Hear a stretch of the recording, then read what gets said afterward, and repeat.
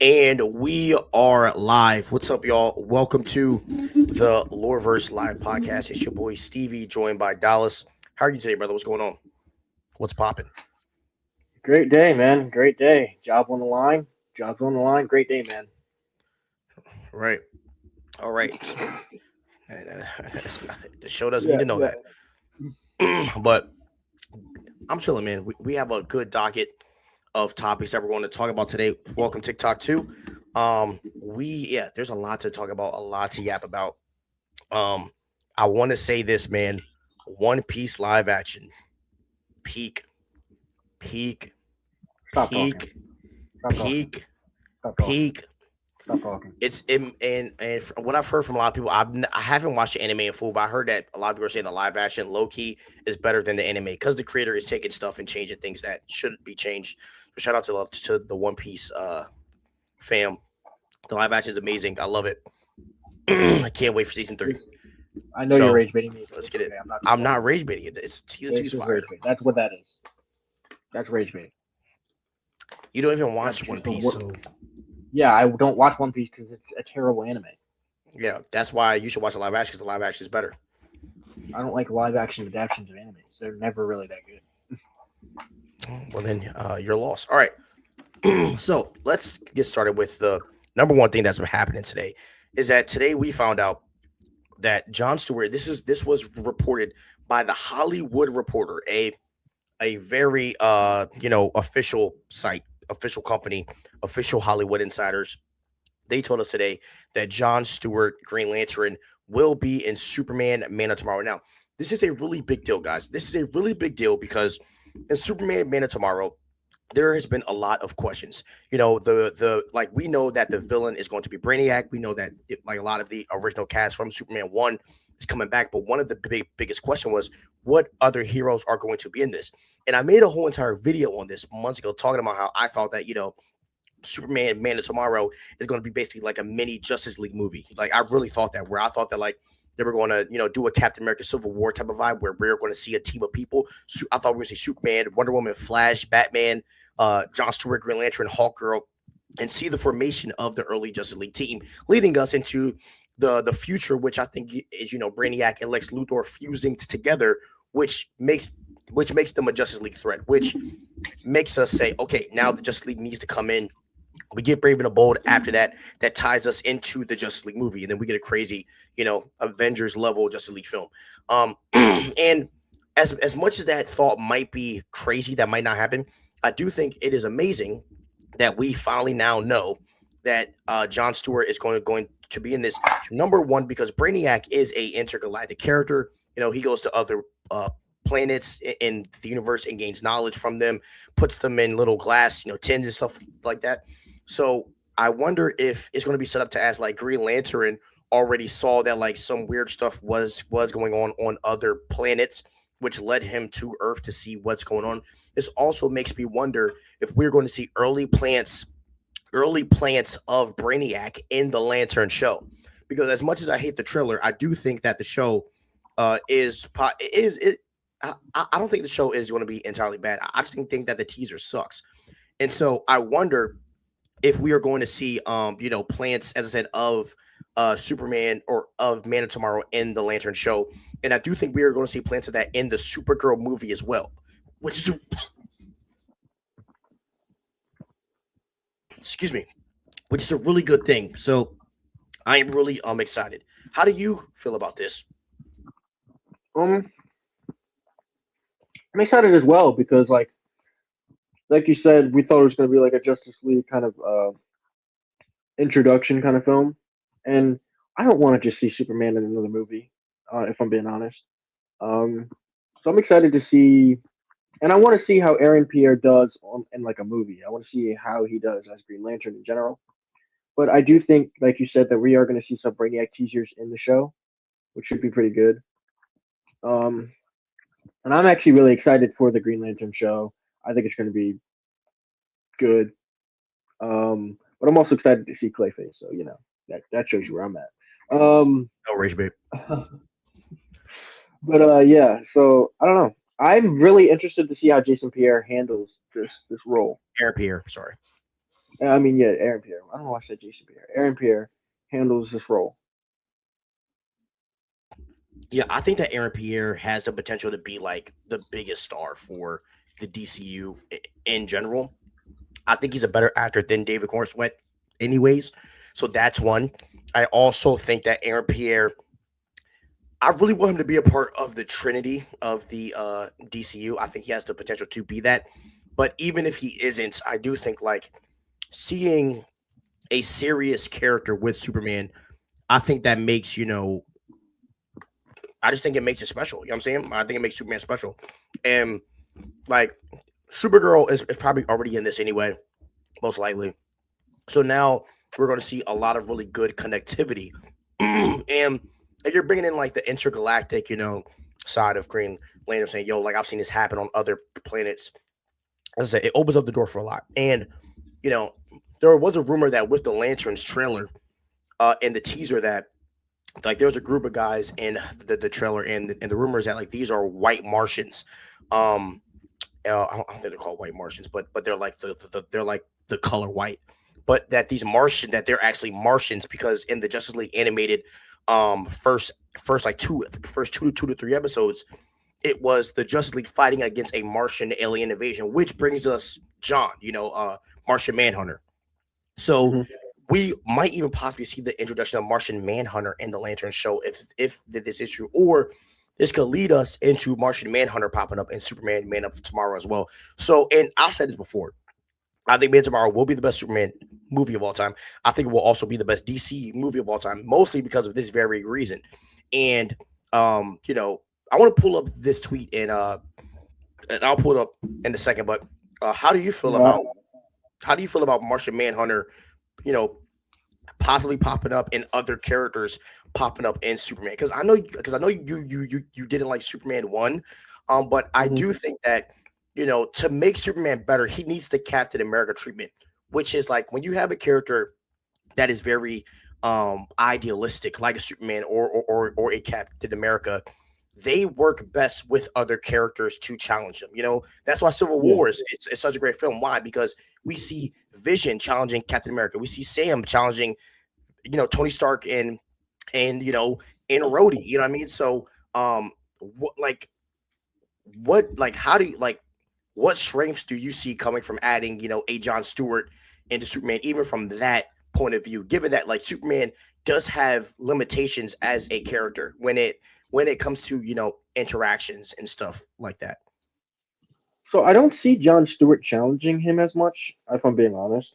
I see more of his challenge coming from Supergirl. Um, because and especially the way that they framed the Supergirl movie as like this indie coming of age kind of like down with the establishment kind of movie. I see that like her being like not the foil. I guess the foil would be the usage of to like Superman's idealistic, annoying, behavior. Um, so I don't really see because uh, John Stewart's very like down to earth, very level headed, very calm. I don't really see much friction going on between him and Superman. I really don't. But like I said, I think most of it's going to come from Supergirl. Yeah, I mean, given John Stewart's military background, I do think he's gonna be kind of a no nonsense type of a person. And I also Yeah, think John Stewart takes being a hero more serious than what Superman does. And so it gives us like a not a Batman dynamic because Batman, I think he's more extreme than serious. You know what I'm saying? I think Batman's more of an extremist, but I do think that John Stewart brings a level of like, yeah, like we're not going to do that. Like, you know what I mean? Where like Superman might say something stupid, he's like, yeah, like that's not happening. You know what I mean? And yeah. and I think that with like Brainiac, it brings that level. And then like because I also believe that like Brainiac and Lex Luthor will merge together because I just believe that they're going with the DCAU stuff. So that also brings into effect like what if like John Stewart wants to kill Lex, wants to just to take him out? Wouldn't be a far fetched thing. And also I wonder how like because we know that Superman and Lex Luthor are going to work together. It also raises the question of how do the other heroes take that though? Superman is going to I think he's going to work with him and see some good in him, but I don't think the other heroes will. Yeah. Now, I do disagree with you on the fact that you mentioned like this is going to be like one of the best DCU movies ever. I think you're like super overreaching there because the first Superman movie didn't really give us much hope in that aspect. So I don't know where you're getting that from. I think you're just being I don't know. I think you're just being unrealistic. I guess. I don't Okay. know. Because like I just need everyone to take a step up. I need Corn Sweat to take a step up. I need what's his name? The actor for Lex Luthor. I need him to take a step up. I need every single character to just take a step up. Like the acting just needs to be more convincing, in my opinion. Like more like I don't know if it was a writing thing because I think Corn Sweat played his role well, but I think it could have been better. And I don't know if you agree with me there. Like it was missing that charm that like those early like that got us hooked on the MCU. That charm that got us hooked on the MCU. That's what Superman was missing.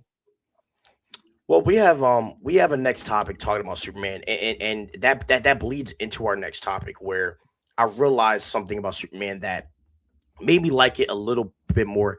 And it's not to make you like it more because everybody has their own opinion on it, but it made me understand like where James Gunn was coming from. And you guys know I'm not trying to cape for the man, but like I've realized some things while watching the Superman movie in regards to what they were trying to do. And so the reason why I have so much faith in Man of Tomorrow is mostly because sequels are usually always the best movie out of the three. The only one that people will not agree with me on, I think Iron Man 2 is the best Iron Man movie out of the three. Y'all cannot agree with me, but I think that's the best acting RDJ has done in the Iron Man films. Like, kill me, but that's what I think. Which one But was that? Iron Man 2 when basically his arc reactor is killing him. And so he just starts doing reckless stuff and he's diving in alcohol. Oh, Like that's one of the most deepest psychological, stuff with Iron Man. And I don't think and Iron Man 3 is good, but it's not. I don't think Iron Man 1 or Iron Man 3 touch Iron Man 2. And then you get the instruction to War Machine. And then that scene when they fight against all those freaking robots, it's just that scene is just insane to me. Where him and Rhodey are like going like tit for tat, and then Tony Stark just takes them all out with that red freaking beam was fire. But anyways, so the reason why I think Man Tomorrow is going to be good is because I do think that Superman 1 was held down because I feel like there's the pressure of like establishing it and the pressure of being the first film. And while there are like issues, I do think when you add in people like a Aaron, like I also feel like the actors that were in Superman, they didn't make the movie rise. I do think David Cornsway carried like 90% of that movie, and I think it was written that way. But I think when you add in a person like Aaron Pierre into the mix and other characters that we don't know of, and also having the character of Brainiac, I just think the movie is going to rise in a way that we've never seen. And Green Lantern brings out, and like each character brings out different sides of Superman. I think, and we could all say that Batman brings out maybe one of people's favorite sides of Superman. But I think that having Green Lantern there and this intergalactic, situation, like this intergalactic police situation, I think it just brings a different side of Superman that we're going to see. And I also think that like Superman's morality is going to be questioned in a way. And yes, Superman's morality usually always wins. Sadly. But I do think that, but huh? I didn't say anything. Oh, but I do think that, like, when we see John Stewart's approach and Supergirl's approach and Hawkgirl's approach, I think it's going to bring a challenge to Superman that we've never seen, to where Superman has to be, different. But here's the thing, though: in order for Superman, Man of Tomorrow, to work, we do need a few things. We need a better suit. The suit needs to be way better. I think Superman's fighting and his combat needs to be way more refined, and we need to see a Superman that is way more experienced. And that's what I need to see. It's similar to like the Batman 2. I don't want the Batman 2 to be a 6 month time jump. I need like a 3 year time jump. I want to see an experienced Batman where he has everything down packed and locked down. And I'm expecting the same thing with Superman. In Superman 1, he made a lot of mistakes, and I think that was on purpose, obviously. But I do want to see more experience in our heroes, and the DCU offers that. And yeah, that's because even in Snyder's Superman, like Superman wasn't more experienced. He was just like a douchebag that just hurt everybody, and didn't care about collateral like damage. He just cared about saving people, no matter who died in the process. Gotcha. I So, mean, so so do you think Superman's going to be? Because like, remember in the old DCU, like I wouldn't say Batman was the focus, but a lot of the characters revolved around him. Do you think it's going to be the opposite now? Like it's going to be Superman? so in the DC AU, I wouldn't say that the characters are revolved around Batman. I would say they revolve more around the Flash because they made Wally West the heart of the league. You know what I mean? Which was very different, which is why I think I like it more. So I don't know. As of right now, it looks like Superman. Everything's going to revolve around him, but like let's just say theoretically, right? That the Flash just hits it out the park, or Aaron Pierre's Green Lantern hits out the park. I think that could shift, depending on where James Gunn wants to go. Hmm. So do you but, think but now? I don't. But hold on, real quick. But I don't think Batman should be a central character because the way that Batman works best in the league is where he's depicted as always doing his own thing and then comes in when it gets really bad. Right? Like that's the way you have to do it because that's who Batman is. He's not just going to glaze and always be there. But like Mhm. what I mean. But it's like okay, when it gets bad enough, we got to call him. Yeah. So do you think that like okay, another question. You said that you want Green Lanterns to be part of the big three. Do you Yes. think they're gonna do that and not have like I don't know how James Gunn's gonna run his studio or what he's gonna want to cater to or appeal to, but do you think he's gonna do that and not have a female as part of the big three? Um, I don't know. I don't know if I don't know how to answer that question because the big three right now could be Wonder, uh, Diana. It could be Superman, and it could be what's called it. It could be Green Lantern. It just depends on when Batman comes into the into to the fold. Like So right now you don't think go ahead. right now you don't think Batman's gonna be a part of the big three? I don't know. Man, it's Lanterns, Supergirl, Lanterns, and Man of Tomorrow will tell me. I have to watch it first because if it is true, right, and what's holding him back is the Batman, then that changes everything.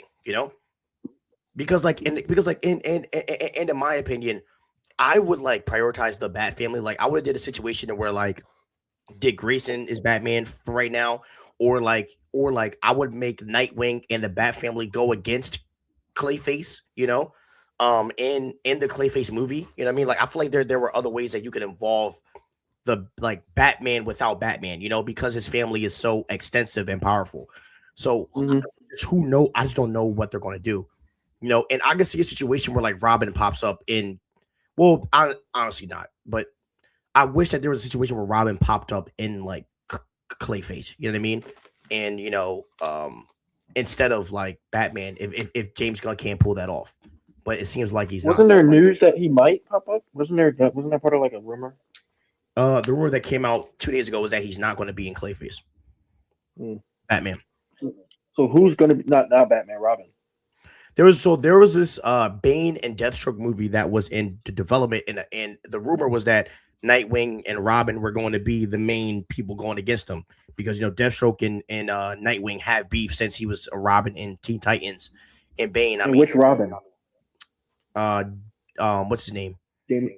Yeah, yeah, So Damian like, Wayne. who's gonna be the hero in Clayface? Like, who's fighting? Is it Clayface? Is it like an existential film where it's like Clayface discovering himself and fighting himself as a like? Who's if not, then who's the hero? Who's the superhero? Who's it going to It's be not then? even a hero. I think that they're trying to tell like the tragic villain story.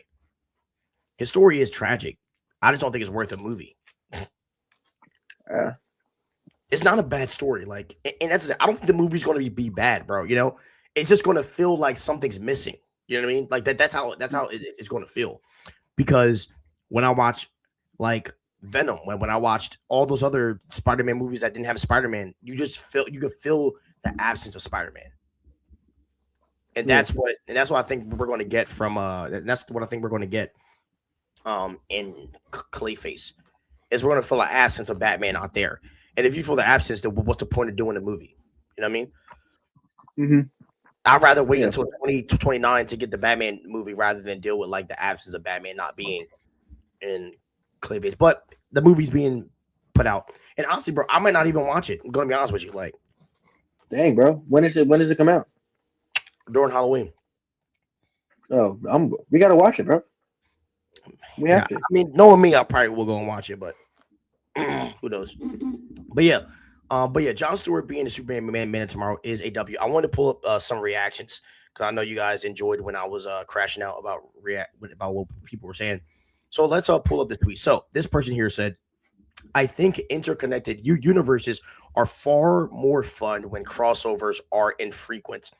So this dude Oscar, I think this is a dumb idiot take, mostly because I do think with a character like Superman, he actually shines better when there are other interconnected characters in his movies. I see Superman as a Captain America, just like what I said earlier. And with Captain America functions best when other heroes are with him. You know, Captain America and the freaking Winter Soldier. Why does it work? A big part of why that movie works is because of Natasha Romanoff. Natasha Romanoff brings out a different side of Captain America that we really haven't seen.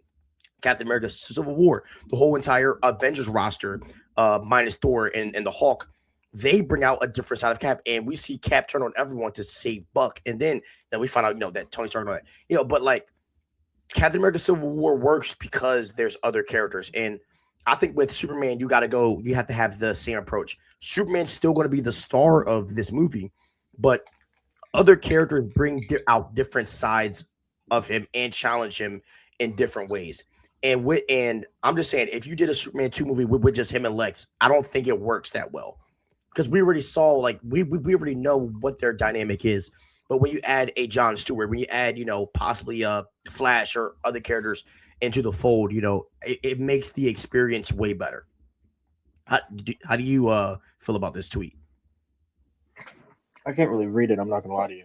He Can said you repeat it? So he said, I think interconnected universes are far more fun when crossovers are infrequent. Hmm. I don't really agree. I don't really agree. I don't. I see where he's coming from because it's like, oh, surprise, but like, no. Uh, I don't want to see Superman by himself. Like, and maybe it's just because I'm biased. I don't really like Superman as a character, and like to have one person's ideology take over the entire movie is not really that fun to watch, unless they're a character like Tony Stark who has multiple different layers to him, like he's an onion. Superman's not very layered as a character. There's one way of thinking, and that's what he does. And so I agree with you. Like, you can't have Captain America in a movie by himself. Yeah. Not after like one movie's fine, but like after that, no, you can't have Captain America in a movie by himself. You Yeah. can't have I don't know who else would probably be bad in a movie by themselves. Probably Hulk. Hulk would probably be bad in a movie by himself because Yep. it's one way of thinking. Exactly. And also like with someone with Superman's power skill, like are you telling me him and Green Lantern fighting against Brainiac wouldn't be cool? You know what I mean? Like, would that not be dope? You know what I'm saying? Like, Yeah. and also this is an interconnected universe. You kind of cooked yourself in the freaking, caption. What's the point of having a interconnected universe if you're not going to involve like other characters? Because, you know, do you remember when you and Carter said to me about the Thunderbolts? Y'all were like, why didn't Spider-Man pop up? You know what I'm saying? Like New Yeah. York is like going dark. Where's Spider-Man? But and now the DCU is answering that question, right? Like when Brainiac is trying to freaking, cook Earth, why wouldn't a Green Lantern pop up? You know what I'm saying? Like, why wouldn't Supergirl Yeah. pop up? Why wouldn't the Flash or other characters pop up and be like, what the heck is going on? They're not just gonna let Superman take on this crazy threat by himself. And having a Green Lantern makes the most sense because he's the intergalactic police. You know what I'm saying? So So do you it think makes sense Flash for is him. gonna pop up? You said what, bro? Do you think Flash is gonna pop up? I want him. That's my hope. I Who would play him? don't know. I'll either him or Martian Manhunter. Gotcha. I think Martian Manhunter has a better chance of popping up. I'm excited to see that. Yo, you should honestly think about reading the Absolute Manhunter comic. I heard is fire. I started a Martian Manhunter comic because I Yeah. was using your thing, remember? And I just comics just can't hold my attention span for long. I don't know why. Okay. I have Do to you, find a way to like, do you feel the same thing about a manga also right now? yeah, manga can't hold my attention for long. But a book I can read. Like I can read. I'll read books all the time. But like Okay. for some reason, like picture books. Yeah. I don't All right know. now I want to call out this week because bro, y'all play and like as I said, I hate the cape, but I I keep it equal, right? Y'all trying to make James Gunn look bad, bro. So when this came out, I was about to crash out and be like, if he really put out an announcement reveal like we didn't know it, I'm gonna roast him on the show today. But this tweet makes him look crazy. So Screen Time tweeted, James Gunn reveals the Daily Planet will return in Man of Tomorrow. That sounds nuts. You know what I mean? Like that's like me saying the Batcave will return in the Batman suit. Yeah, no dip. You know what I'm saying? All James Gunn did was post that he just made a picture. He posted a picture on his IG story of the Daily Planet. He said, this like it's happy to be back. You know what I mean? Like I'm happy to be back here. I'm happy to film. That was all it was. So I just wanted to show y'all. I just be like, yo, sometimes, bro, these outlets be just trying to draw Wait, from say that again. what. What was like tweet again? So they tweeted this: James Gunn reveals the Daily Planet will return in Man of Oh, Tomorrow. well, I think that's so. Basically, we're getting Lois Lane again and all that, Yeah, yeah, bro. but Oh my yeah, but gosh, here's the thing. bro. Well, yeah, I mean Nah, that's his love. nah.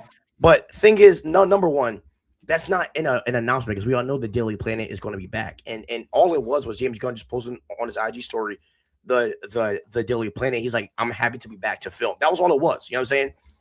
Hmm. And it felt like they were trying to Oh, make it like come off as like a you know what I mean like a crazy like he's like being a weirdo. You know what I mean? I hope Lois Lane gets 3 minutes of screen time. Nah, you I hating. hope. You hating. I ain't gonna lie. I don't want to see her anymore. After the first movie, she was one of the worst like female leads I've ever seen. No, Sure, no, no, no. She did a great job. Her character was just so annoying. Oh my goodness. yeah. I mean, better writing. I think that's the key. Better writing for her. Yeah, she Um, did a good job. She did a good job she did a great job as an actor, but her character was written so terribly. yeah. Okay, so this dude Bomb Boy, he said trying to play catch up to the MCU going to get this franchise killed.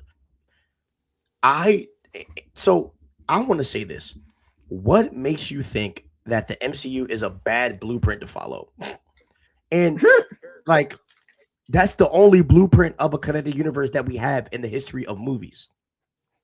So why wouldn't he take this blueprint and not adapt some of it? Superman is a lot like Captain America in regards to stories and plot. So why would he not involve another character that expands Superman in a way that doesn't make him come off as simple? This isn't a bad thing. And this is the reason why in Superman 1 there was Mr. Terrific, Guy Gardner, Metamorpho, um, who else? Hawk Girl. Like because Superman isn't meant to be alone all the time. It's Really just ever. sad that nobody really cared about those characters. Yeah. Even if you read the Superman comic books, like I think it's like I haven't read Superman Book of L, but when you read Superman comics, like he's usually never alone. You know what I mean? That's where I read him. So dumb take. Okay. Um, here's another tweet here. I think Man of Tomorrow follows a similar formula to Superman. We'll still get our solo Lex team up while simultaneously world building, keeping the momentum for a universe that was already pre-existing. I think is the best way to do it. I do think they're going to focus enough on Lex and Superman, but I do think like Aaron Pierre and other heroes will steal the show. But I do think a lot of the Lex stuff that they're going to break down is I think they're going to do something with comparing and contrasting Lex and Brainiac because I do think Lex is going to try to control Brainiac, but he's going to come off seeming like he's trying to like you know what I mean solve the world's problems, but in reality behind the scenes he's trying to take Brainiac out, which you know It makes sense, obviously. So okay.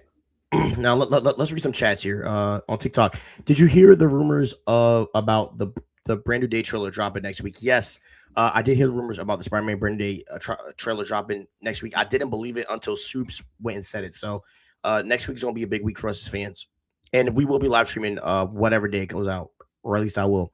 Let's see. Spider-Man comes out in 4 months and we still haven't got a trailer. Spider-Man has the cojones to do that. You know, they could drop a trailer the freaking week of and they would still do a billion because it's Spider-Man. Let's see. All right, no other chat here, bro. Spider-Man Spider-Man can drop whenever they want because it's freaking Spider-Man, bro. You know, they had like Spider-Man is one of the only characters that has that power. So you shouldn't honestly be shocked about that. In my opinion. My opinion, you shouldn't be shocked. Okay, now we're gonna get to the next topic here. I want to talk about the truth about Superman that I realized. Okay, so I wanted to talk about this because I did realize something that a lot of fans hate on. So when I was watching One Piece, right, the One Piece live action, there was a scene where Monkey was just, or Luffy, because some of y'all don't know it's Monkey, where Luffy was just acting cringe and stupid. And after that, it made me and then I went and rewatched the ending scene of Superman when he gives Lex the speech about about him misjudging Superman, like I'm just him saying like you're misjudging me for like being an alien, blah blah blah. And the one thing that I want to see comic book movies do again, which One Piece lands. See, the reason why One Piece is rated so high, whether if you like it or not, the reason why is because One Piece knows how to honor the goofiness of the One Piece show while simultaneously keeping it realistic enough with action and with things like that to keep fans plugged in. And the thing about Superman that I realized, the reason why a lot of people like Superman isn't isn't because of like the action. It isn't because of a lot of these things, but something that James Gunn does as Superman that is correct, and something that he needs to copy in Batman and in all of these other shows, is that James Gunn wasn't afraid to show us the wackiness of Superman. Superman saving a squirrel on a base level, you might think that's stupid, right? Like like he's destroying all of these things, and all you save is a squirrel, right? But that's Superman. And the thing that I realized about James Gunn and what he needs to do more of is he needs to learn how to honor and one thing about Superman that I think might be a valid critique is that he might have leaned a little too much into the wackiness, which is why you might not like a Lois Lane. You know what I mean? Because she might come off as a little too cringe and wacky. So I think that when you're adding in a character like John Stewart, right? And my biggest critique about Superman Dallas is that all of the other characters matched Superman's like energy. And when I say that, right, like Guy Gardner was wacky. He's supposed to be wacky. You know what I'm saying? He's an idiot character. But Hawk Girl, she's not supposed to be a wacky character. You know what I mean? Yeah, Like Hawk Girl is supposed to be taken seriously. Mr. Terrific, as much as fans thought that he stole the show, he was kind of wacky. And what James Gunn has to figure out with Superman Man of Tomorrow is how to have all of these characters in this movie again, but make each character different, as in tone. And one of the things that the MCU landed in their prime was we understood the tone of each character and all their and the way that they talked and walked. All of their tones were different. You know what I mean? hmm Tony Stark is the cocky, jokey guy, but he jokes to hide his demons inside.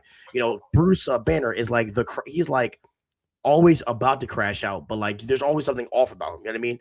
hmm When you think about not about Natasha, right? We always know that Natasha's hiding something, like she's something's going on the side, and then when we see Winter Soldier, we're like, okay, she has been hiding stuff. Hawkeye, right? We yeah. he's just a savage, you know what I mean? And so with Man of Tomorrow and with Superman, I think James Gunn landed, enough wackiness, cringe for Superman to work, but here's the thing: you can't make John Stewart like that. You know what I mean? Like Hmm. a dude with a military background, he can't be wacky. You know what I mean? Yeah. Which is why it's funny because the easier move would be to bring in Hal Jordan because Hal Jordan could easily be a wacky character. You know what I mean? Be this Hmm. cocky idiot that just runs into fire head first, but he chooses John Stewart, who is a more disciplined Green Lantern. You know, Yeah. so do you get what I'm saying there? Or Yeah. No, I get it.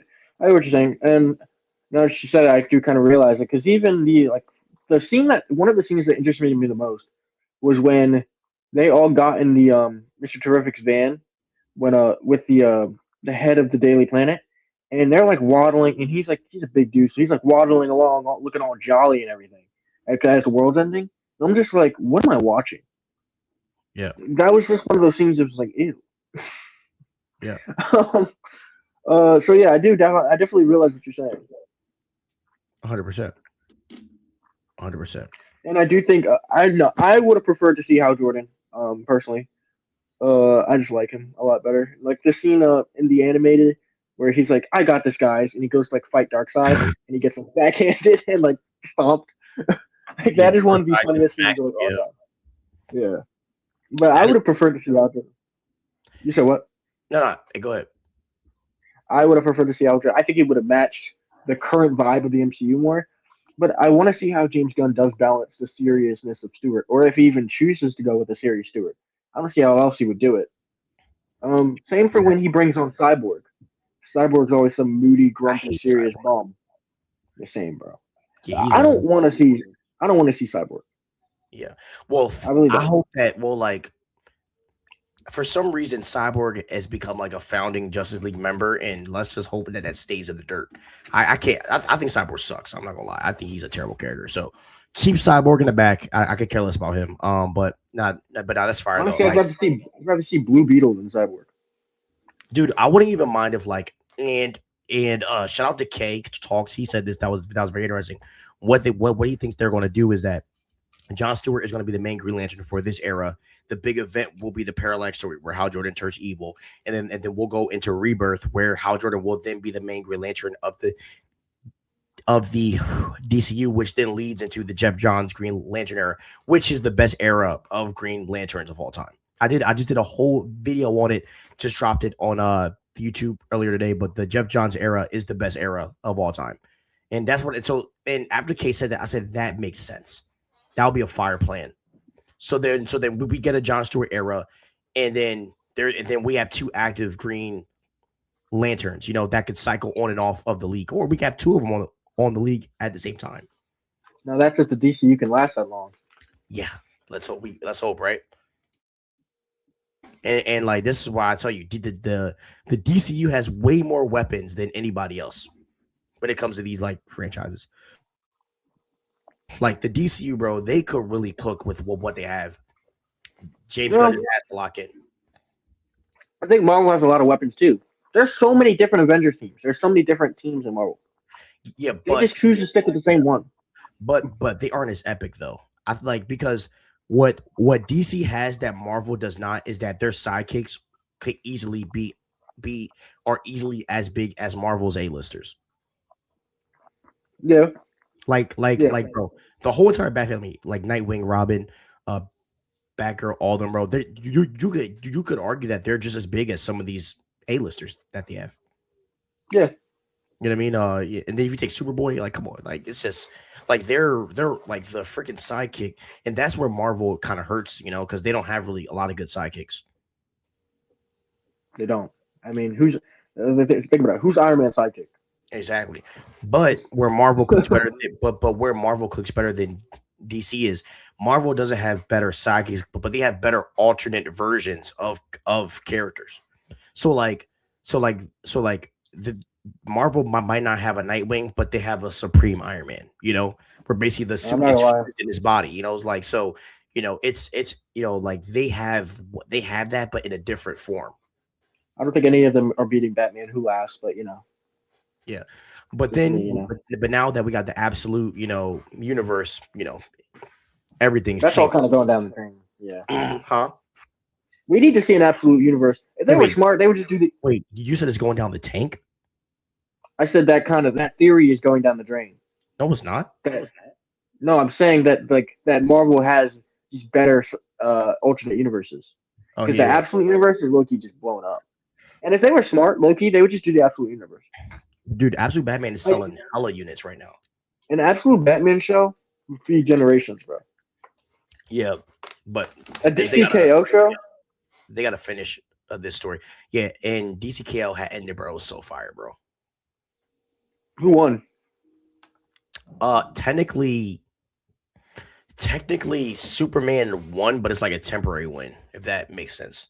It's it's You. it's basically like it's basically Loki, where like he thinks he won, but I don't really think he won. All right, so basically what happened was, um, you know how Darkseid You is should like spoil it for me.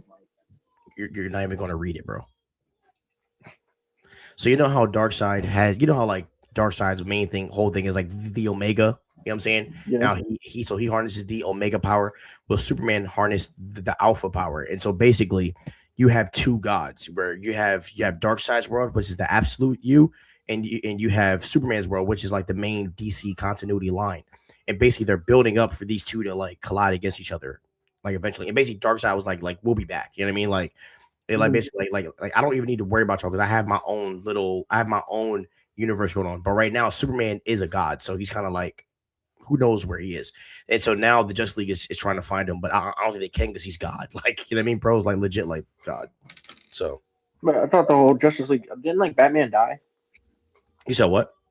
Didn't Batman die in like one of the episodes? In one Yeah, of but the Batman. But all right. So what happened was Batman did die, but he had on a breastplate that was from the battle.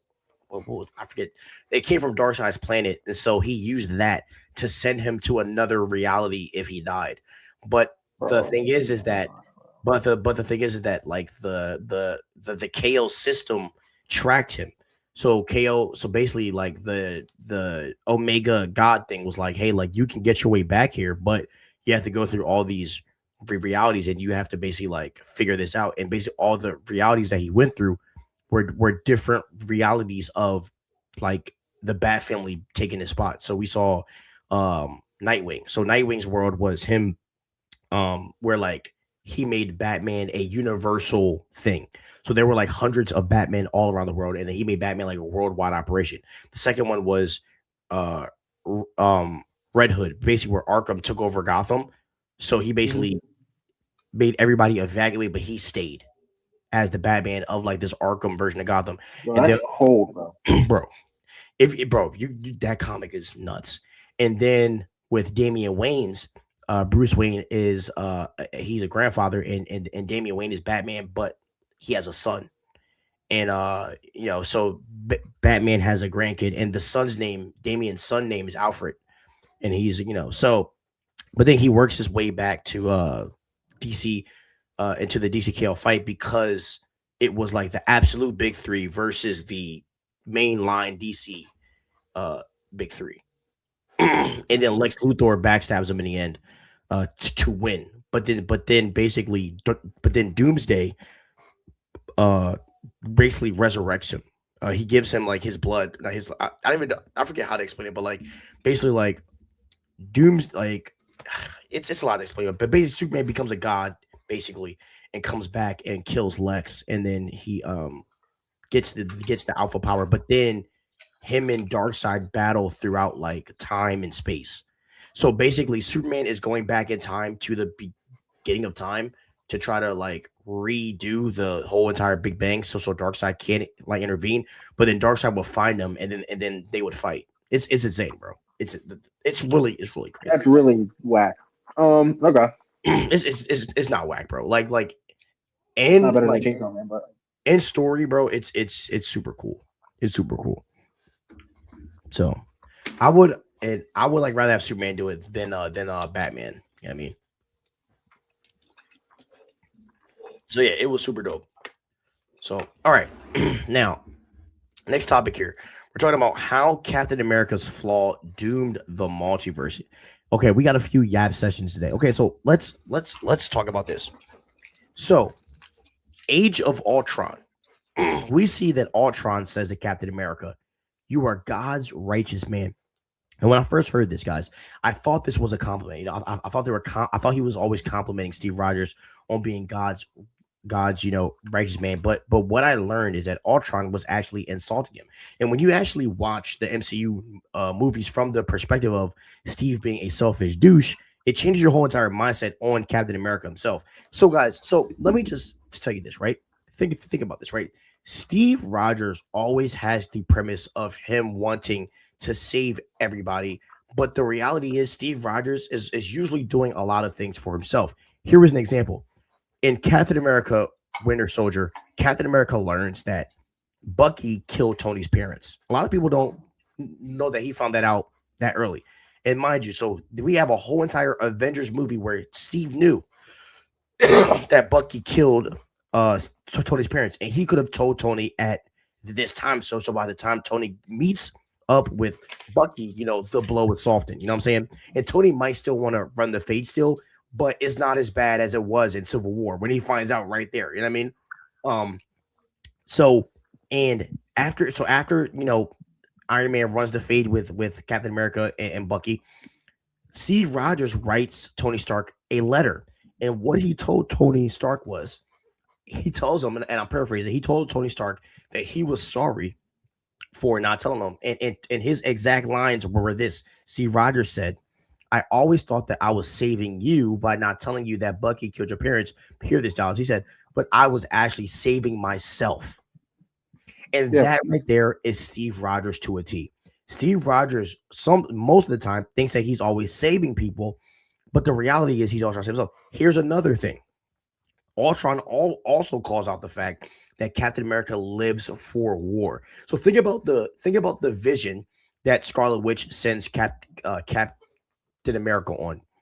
So we see the ending, or so we see when they're on that ship because Ultron's trying to get by Baranium and the Avengers intercept that, right? What we see happen is in Captain America's vision, he ends up right seeing he ends up seeing he ends up living a reality where he and Peggy Carter get their dance. They win the war, he doesn't die or he doesn't go into ice, and they get their dance. But here's what we see though. They dance for a second and then there's silence. What that scene is telling us right there is that Captain America doesn't like the silence. Captain America always needed a war to fight. You know why? We also see in Captain America, the Winter Soldier, when he is talking to Sam Wilson, right? They talk about how about they have a hard time sleeping on the bed. Why? Because they're so used to sleeping on the floor because they live on that they live on that adrenaline of being in war, of being in battle. So Steve is built by two things.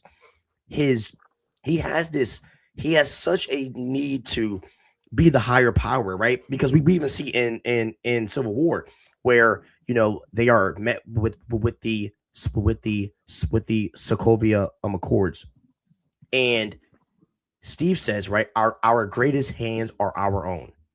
Think about that. This ninja is talking about the fate of the world, right? Our greatest hands are our own. Like, and this paints what is going to happen in Avengers Doomsday. It really paints all this because look, because Steve Rogers has always been low key selfish, and a lot of us haven't peeped it. And he's made little digs and little small things where like he's either selfish or he needs war to function as a person, which is why he goes to work under Shield after Avengers 1. Why? Because he's a man that needs something. And Natasha's like, yo, like, why don't you go out on dates? And what does Steve say? I'm too busy. And we saw what he does in his free time. He jogs around. A super soldier Dallas doesn't need to jog. Captain America doesn't even need to work out. And freaking Avengers 1, right? When Steve wasn't doing anything. How did Nick Fury find him? Boxing in the gym. Remember that? And he, yeah. he was reimagining, like how he got found in the ice. And so Steve Rogers has always been this creature of needing to be in something. And then we go to the situation that sets up Avengers Doomsday. Steve Rogers goes and ends up being with Peggy Carter. Now, what does this do? This sets up a lot of crap. Number one, he sets up a branch timeline because this isn't supposed to happen. Now, if the rumor is true that he is on the Fantastic Four's Earth, that Loki intercepted and said, "Hey Steve, hey Steve, like you cannot be here. The TVA will prune your timeline. Let's send you to another Earth." Now we have another situation where Steve Rogers is now on another Earth, which is causing an incursion in the Fantastic Four's Earth. But now he has caused a multiversal war because now he has a son that is a anomaly because half of him is from the MCU, the other half is from another Earth. So Steve Rogers himself has created this crazy course of events, all based off of his selfishness and his way of viewing how this works. And now here's another situation. What is Steve Rogers going to want to do? He's going to want to save everybody, right? Hey, right, Dallas, right? He's gonna want to save everyone. And this is what happened in the comic books and the new Avengers comic book, right? Um, so I know you haven't read this, but basically, T'Challa is in Wakanda with a bunch of his research students, and what he ends up seeing is like this freaking Earth is on top of Wakanda, and he ends up fighting against this girl named Black Swan, beats crap out of her, captures her. Her Earth gets destroyed randomly, and basically they are talking about incursions. They're like, yeah, so like we have to make this antimatter uh, de- uh device because if another Earth pops up on here, we have to just destroy it. Captain America fights against it and says, "No, we have to try to save everybody." So what did the Illuminati do? Tony Stark said, "Doctor Strange," and Doctor Strange wiped Captain America's mind. He wiped his brain. In Dallas, do you know why? Do you know why Doctor Strange wiped his mind? Because he knows that Steve would never stop. Steve would fight against them to not destroy the Earth because that's who Steve Rogers is. His his mindset cannot think past the nuance and past the truth that in a multiversal war, people will die. This isn't like Endgame where Tony Stark can just snap everyone back, right? And Hmm. so Doomsday is going to challenge Steve Rogers in a way that we've never seen. And Doctor Doom is going to be the truth that Steve Rogers is going to try to run away from. And it's that this situation that you created or you are well, it's not really all his fault because Spider-Man, No Way Home, Wanda Max. There's been a lot of situations that set this up, but now Steve Rogers has to be faced with this thing of like, dang, like we have to save everybody. And what I think we are going to see is Sam Wilson will turn against him because he's not going to agree, and other characters on the Avengers are going to split sides again. I think it's interesting that you mentioned that because Captain America can't function with himself, right? Like he wants to save everybody, right? He is a guy who that's his ideal. Everybody must be saved at all costs. But then he's also a soldier who only knows war. But if he truly knew war, he would understand that not everybody can be saved. And so he's kind of like he's a juxtaposition of his own self. Like, he doesn't really make sense as a character, which I guess kind of why he works. Can I interrupt you But real fast though? yes, Just to add to your thought, and then you can keep going because he's a man of who wants to be in war, but here's the thing: he wants to fight it on his, but like he has to win on his terms and yes, on his ideals. It isn't about just winning. Like with Tony Stark, he's just about winning. Tony Stark just wants to win. It doesn't matter how he does it. But with Captain America, he has to win on his ideals and terms, or he won't feel right inside. Which is yes. why, which is why when he looks at Sokovia, he doesn't care because they won on his terms. And so it's just like it's interesting because you mentioned like how when Ultron said that, like you were like you at first didn't realize it was an insult, which I don't know. I'm kind of disappointed in you. How did you not realize that? But I've never thought Captain America was a very good character. Was he morally? Because he's not even morally good, in my opinion. Wanting to save everybody isn't morally good. It's just foolish.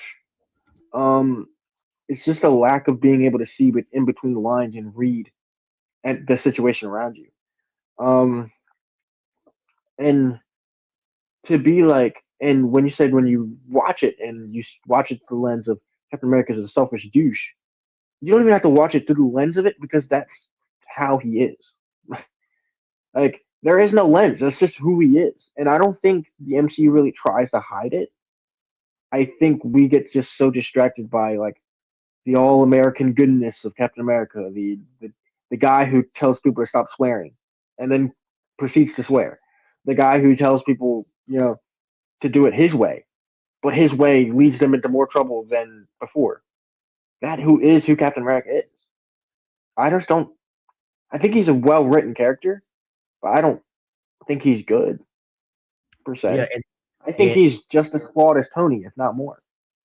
exactly. And look, and like I don't think we're saying that he's a bad guy because you and I would never say that. He isn't a bad guy because he fights against common evil, but it's the way it's just like Tony Stark. Like they understand the evil that they need to defeat, right?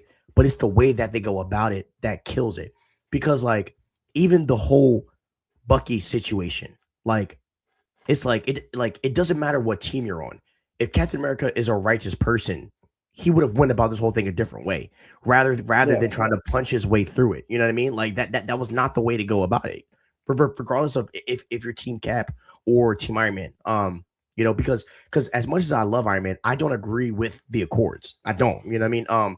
I think there has to be a level of autonomy, but Captain America's reasoning isn't necessarily what I would say. Like I don't agree with him saying like the greatest hands are our own.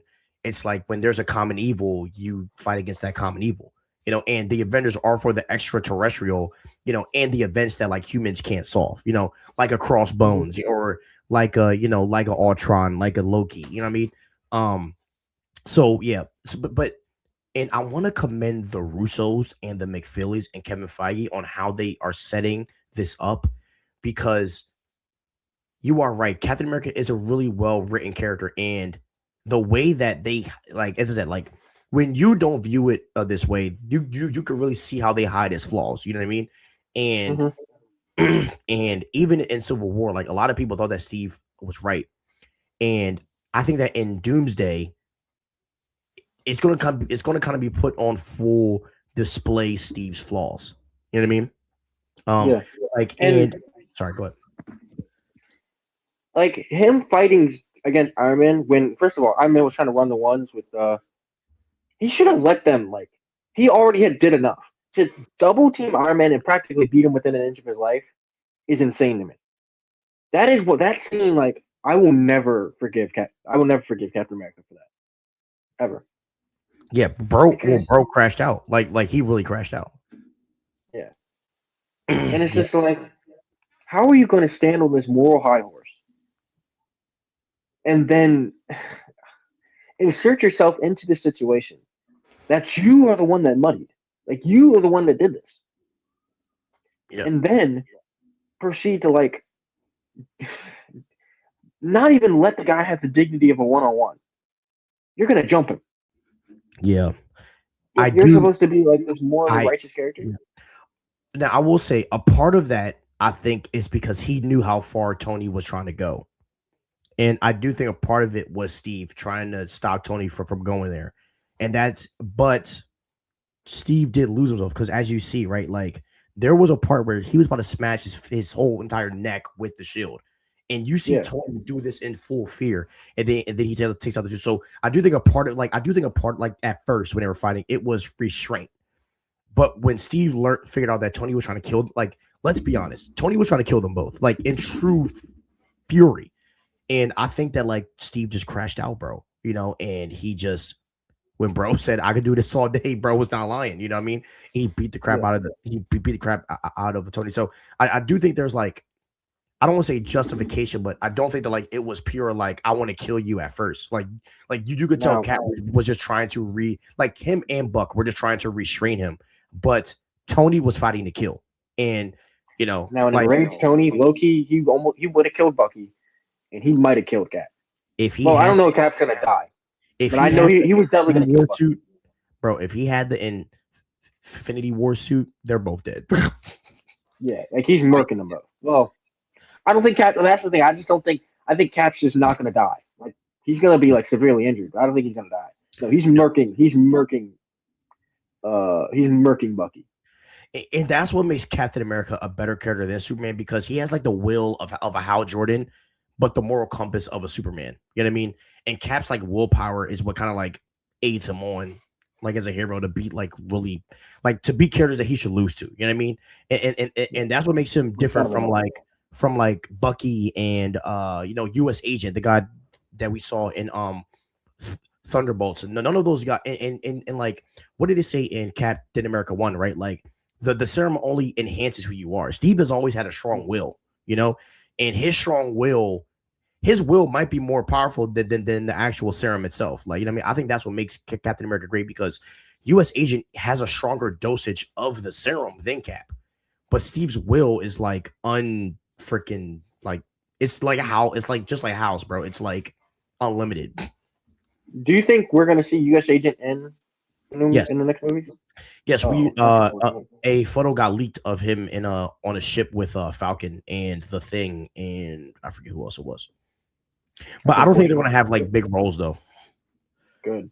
Um, but it's interesting because, like you said, like that is a very annoying part about Captain America. Is somehow he stands toe to toe with these characters that he's not supposed to. Somehow, some way, he's really just a human with a formula. And it does. It's interesting that you said that because like the dosage, like the formula does enhance who you are, and I think it also just enhanced his like belief in his own moral goodness, Yeah, it does. It does. and it becomes like it's like a disease. It's like a mind like disease for him. Yeah. It's He just his keeps moral falling compass. down farther and farther. His moral compass and will is his biggest strength and his biggest weakness. In Avengers 1, we see a cloud of it, right? Because for some reason he's mad at Nick Fury for making weapons with Shield if they get the Tesseract. But it's like, bro, we didn't even have a Avengers team. You know what I mean? So how are we going to Hmm. fight against these guys? And then Cap gets mad at him. Like that's his moral compass, like getting in the way of like common sense. Where Yeah, Tony obviously like understands because he used the freaking Tesseract to make Ultron, and then and then we see and then we see that in even in Infinity War when Tony calls him out, like in the beginning or in Endgame when he's like, "You told me that we will lose together too, and you weren't there." And Infinity War shows us that Tony is the like if Tony was on Earth, they would have won, in my opinion. I think they would have beat yeah, Thanos if Tony was there because Tony's brain is he thinks with nuance. And yeah, sometimes Tony's nuance gets very clouded.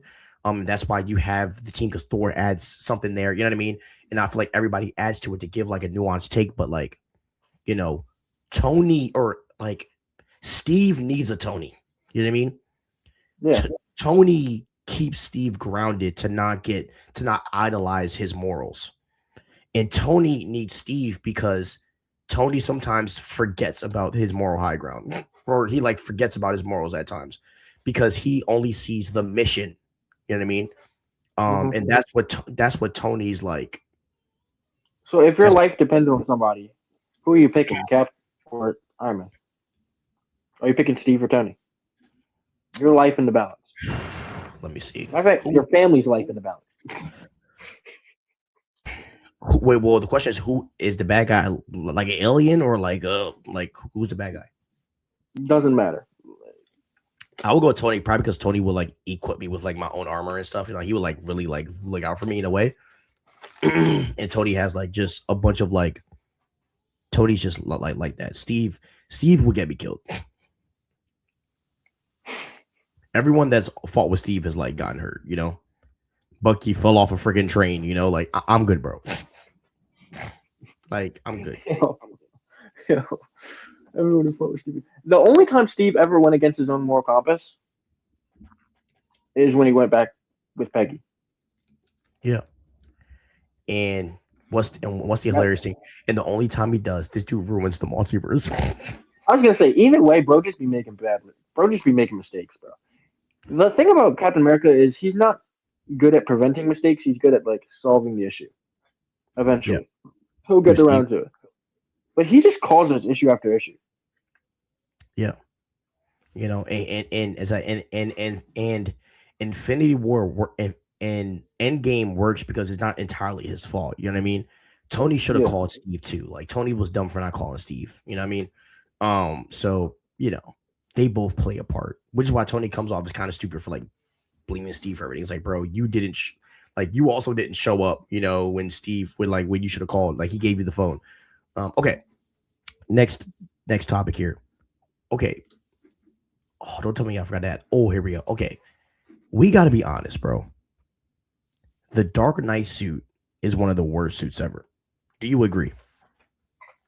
No, I think it's a terrible take. I think And one of Christian the Bale's one of the one of costume. the worst takes one of the worst takes you ever presented to me on the show.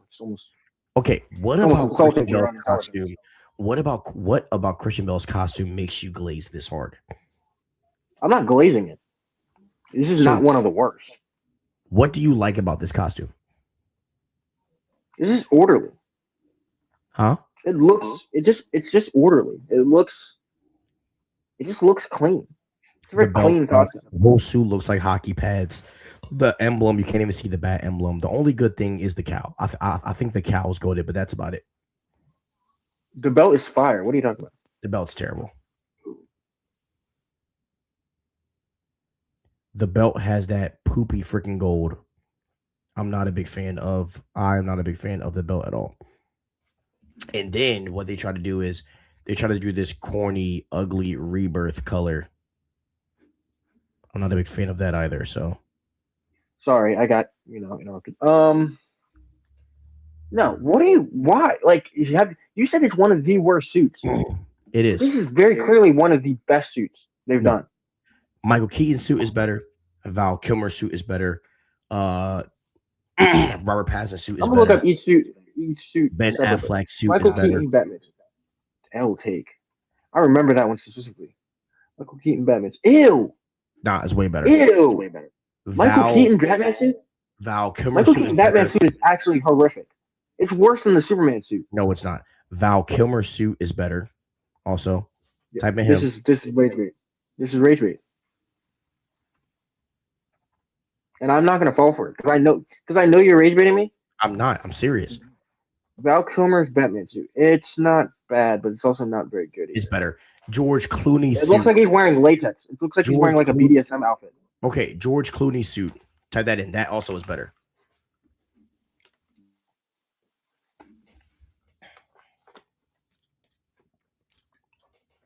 Ew, dude. He's also wearing some spandex. No, He's it's way wearing better. latex. Way He's better. wearing kinky outfits. This Ben is a kink Affleck's outfit. Ben Affleck suit. Way better. Isn't that the big, bulking one that looks like Yeah. a Hulkbuster suit? No. It's just type in Ben Affleck Batman suit, not the BVS one. Like not the BVS, not the metal suit, but the regular base suit is fire. It's okay. It's better than Bill's. I don't like the black belt. That's It's better really than Bill's. ugly. It's better than Bill's. Also, he just looks ugly in the suit. No, he doesn't. He's just And too Robert big. and Robert Pattinson's Batman suit is levels ahead of his of Bale's suit. It's just black, bro. That's what the you showed me three latex suit and you're gonna talk about is just black. Those other suits you showed me were just black. Yeah, Terrible. and they look better. Robert Pattinson's suit was gas. Yeah, I will say that. I think Pattinson's suit is probably the best that we've seen on screen so far. But Bale's suit is the second best that you showed me so far. No, it's not. And it's not even close. So you would say It goes so we Pattinson, Bale, Affleck, and the rest of them are absolute garbage. terrible take. Okay. Next topic here. Who is a No. wait, all right, what's up? This guy. No. We can move on because you just got fried, bro. No, You did showed me not. some of the absolute worst suits. Bro. No. Terrible take, bro. Terrible take. Terrible take. Okay, next question here. Who was the better Robin? Jason Todd or Damian Wayne? Is that a question for me? For both Am of I us. answering first? Who is the better Robin or who's the better character? Robin. I can answer if you Damian want. Wayne. Yeah, Damian Wayne and Sean are close. Yeah, and we were talking about the better Robin. Like we're not talking Red Hood, just the better Robin. Damian Wayne. Yes. Why? How are you? How are you comparing the two of them? because they were both Robin. One was low key and Jason Todd was low key incompetent. Yeah. So this is a dumb comparison. Whoever I made this, but it's fine. Like it's cool to farm reviews, but Damian Wayne transformed Batman. Number one because Batman that's his son. You know what I mean? So it expands Batman in a different way. But Damian Wayne, if we're talking like intangibles, Damian Wayne was a fully trained assassin by the age of 10, bro.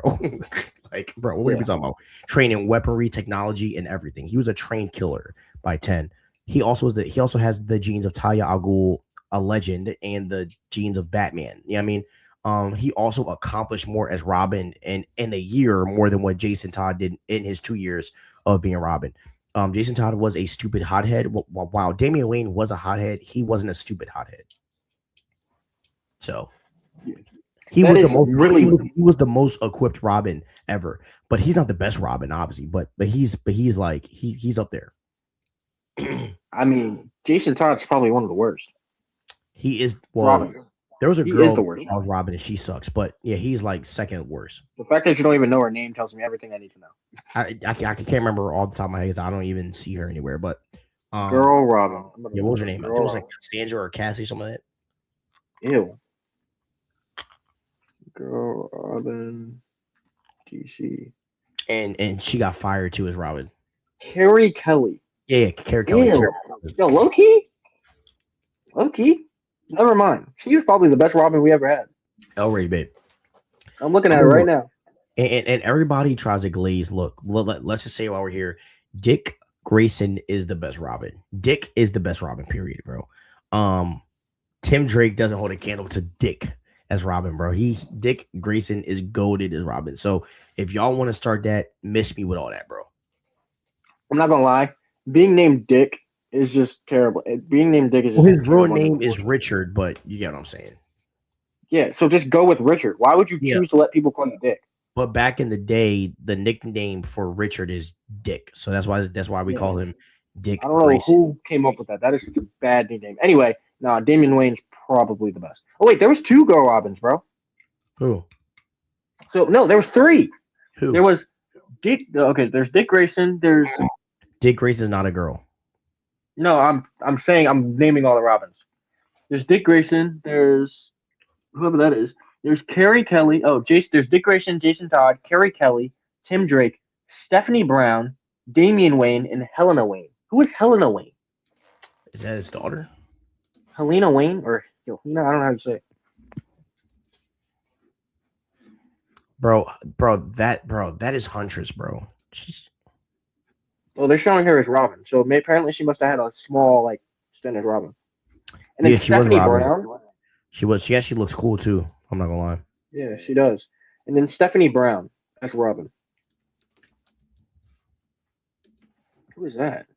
Where did he pick Oh, her up? I do, yo. I actually did reread the comic, but she was originally Batgirl.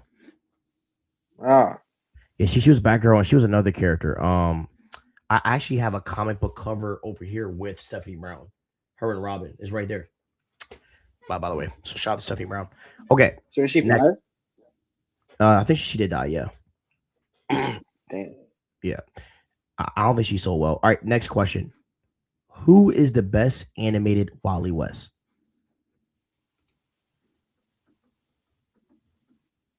That's Now I'm interesting question. gonna tell you these versions. Superman, the Wally West from the Superman show in 1996, the animated Justice League show in 2001, Teen Titans, Justice League New Frontier, Batman Brave and the Bold, Young Justice, Teen Titans Go, and the Teen Titans movie. I'm gonna go Justice League 2001. I think that's the best version of the Flash ever, better than Barry. Wally was the heart of the Justice League. He was the guy who had godlike powers, but still was still cool with like the common daily man, you know. I'm gonna go. It's either I'm going with 1996 or you. 2001. Huh? It's either 1996 or 2001. Really, I would say either Young Justice 2010 or Justice League 2001 because Young Justice Wally West was also fire. Very slept on for real. Yeah. Or honestly, Teen Titans Go is pretty good too. Yo, my I was just yo, one of my friends actually was just talking about that. He says it's a good show, but is it like a comedy? Is it like a parody? It's definitely a comedy and a parody, and it's actually really funny. Mm, Like get some food, like get Wingstop, sit down and watch Teen Titans Go, bro. okay, At like 2 o'clock in the morning. I promise you, it's life changing. bet. Why do you keep making faces at me? I'm not, bro. Stretching my chin. Okay, now, You're stretching your mouth. yeah. All right, now, yeah, I'm going 2001 Bollywood. Okay, next one here,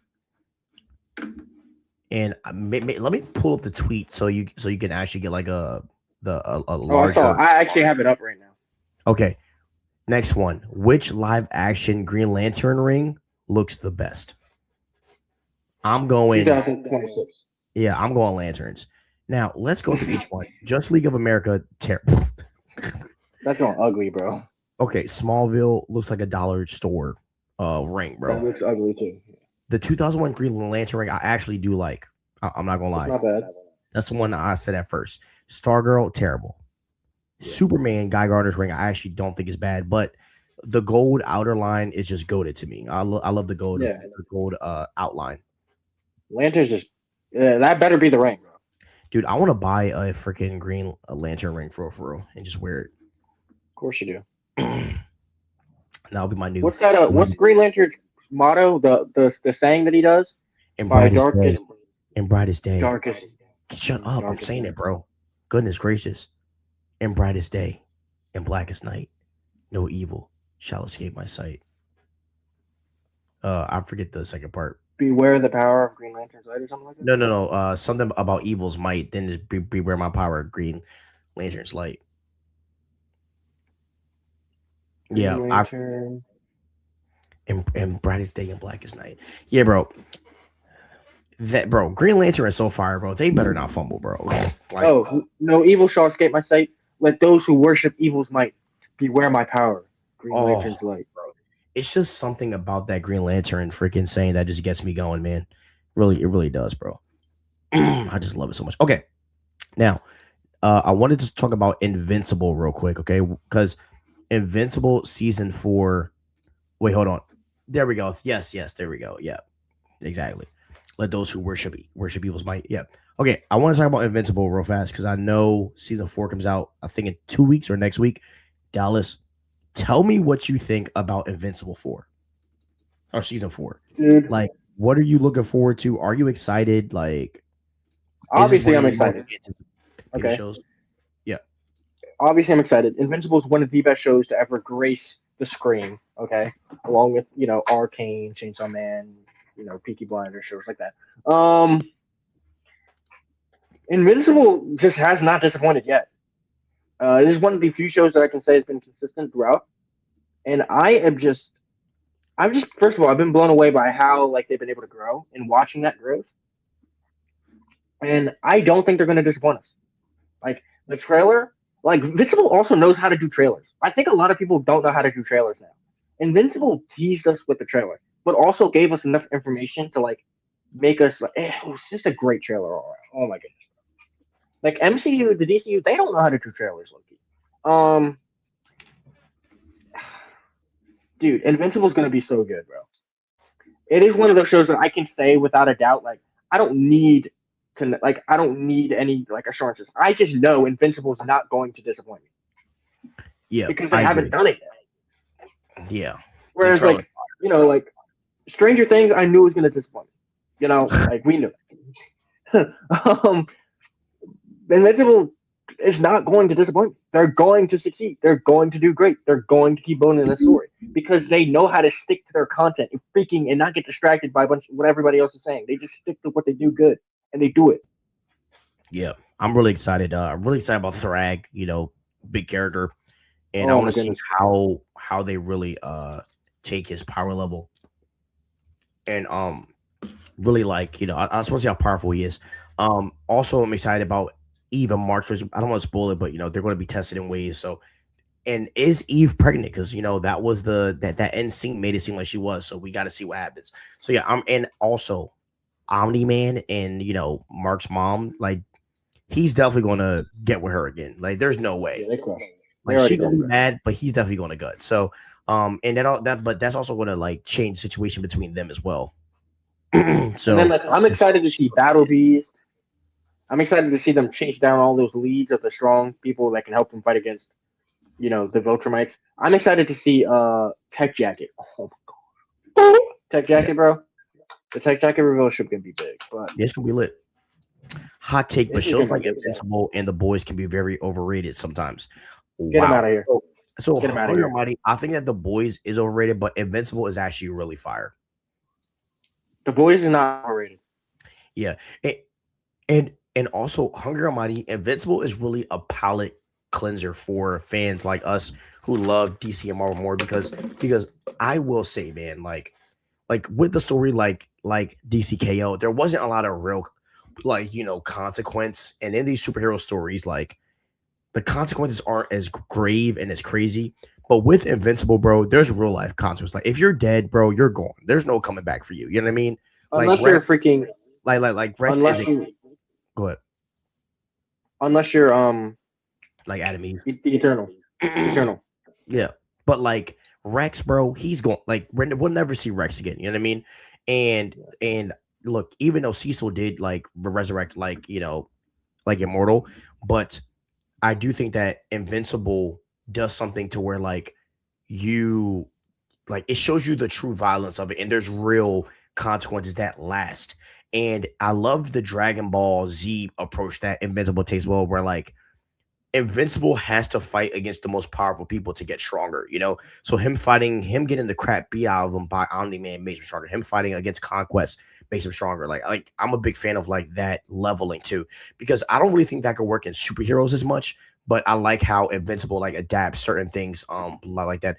Shows like The Boys and Invincible just do the same thing, where they take Superman and essentially make him evil. I'm so sick of it, tired to see like but like if you don't watch the show in full, bro, like that's how you would take it. I would say that like Invincible is a lot different from Superman. I would argue that Invincible probably has more of a Spider-Man morality than Superman. Invincible is kind of nothing like Superman now that I really think about it. um Yeah, you know that was I can tell you kind of haven't watched the show. I don't know. yeah, That yeah, was kind of a bad take. I'm not gonna lie. yeah, because Um, like because the because thing about I do Invincible, yeah, like you said, and it's kind of. hey, go ahead.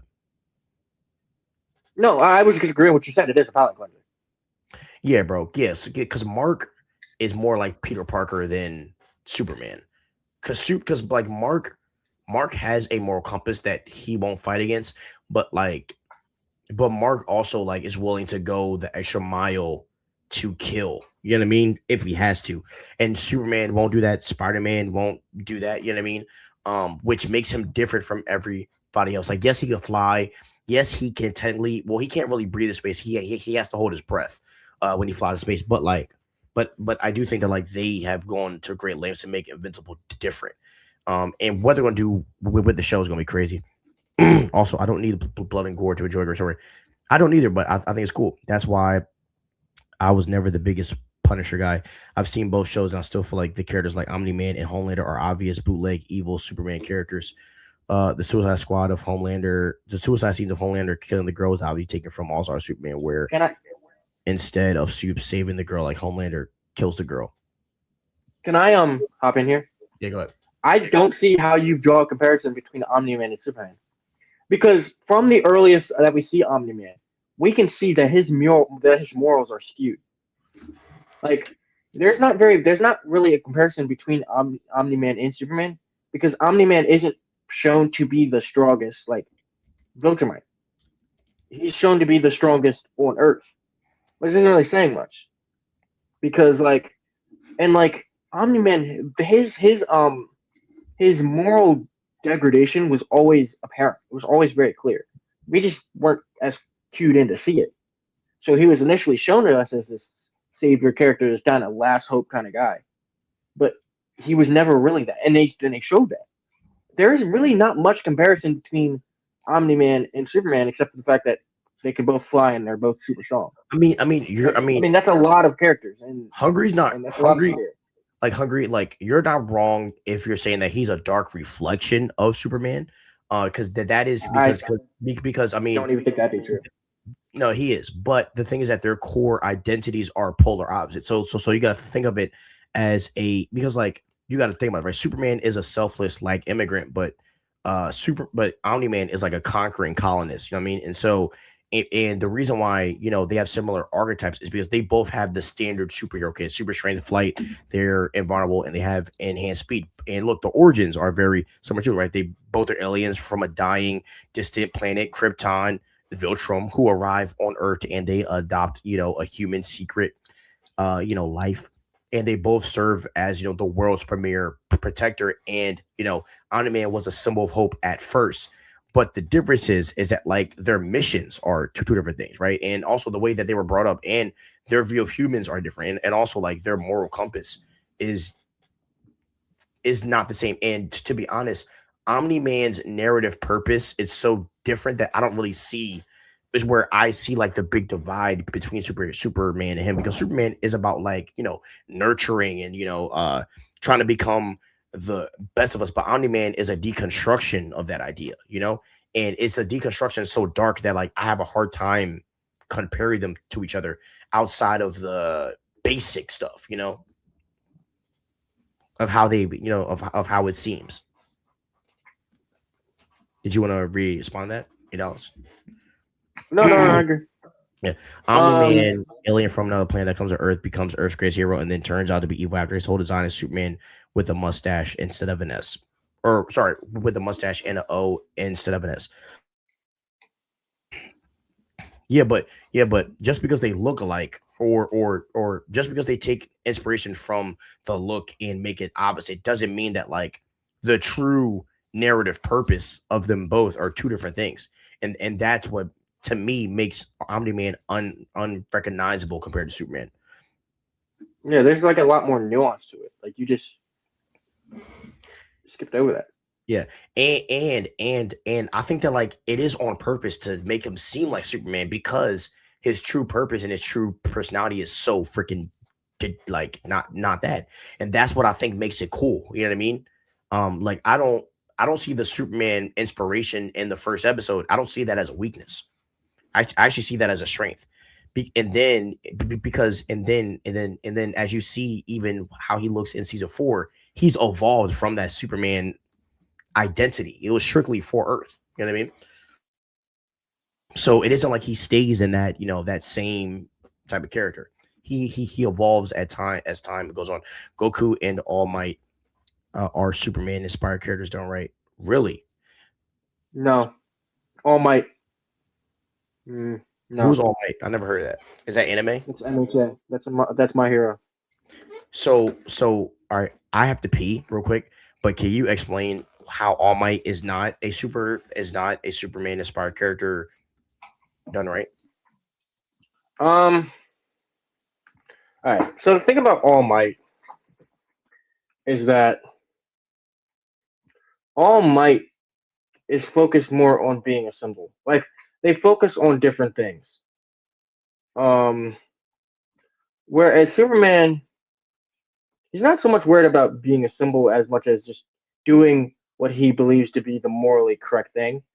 All Might is his entire idea, his entire ideology is if I am a symbol, then I will bring everybody else along with me. And they don't. The thing about All Might is he's not morally overbearing.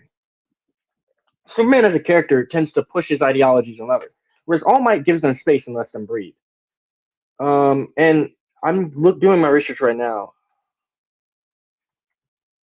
but I don't even believe that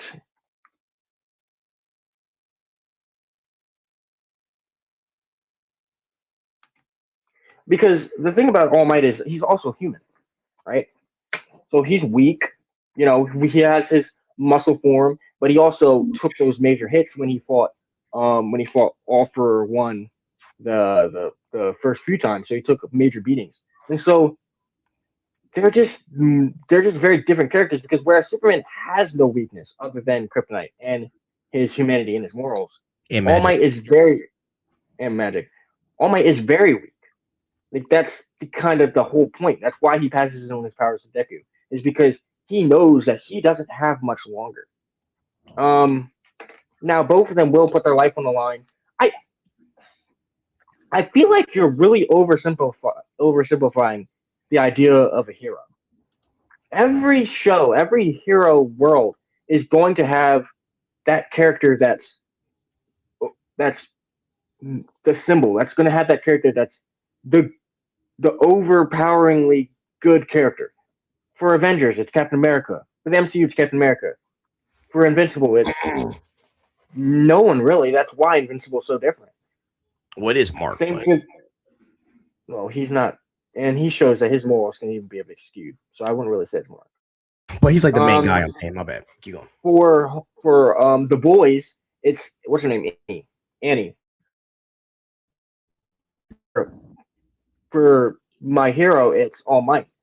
Every show is going to have that one character because it's you can't have a superhero show.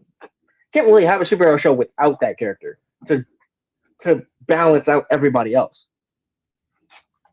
Yeah. The issue is that I'm tired of all evil Superman since Injustice. The whole Superman is boring thing. All started because of Injustice, Snyderverse, The Boys, Invincible, and the list goes on.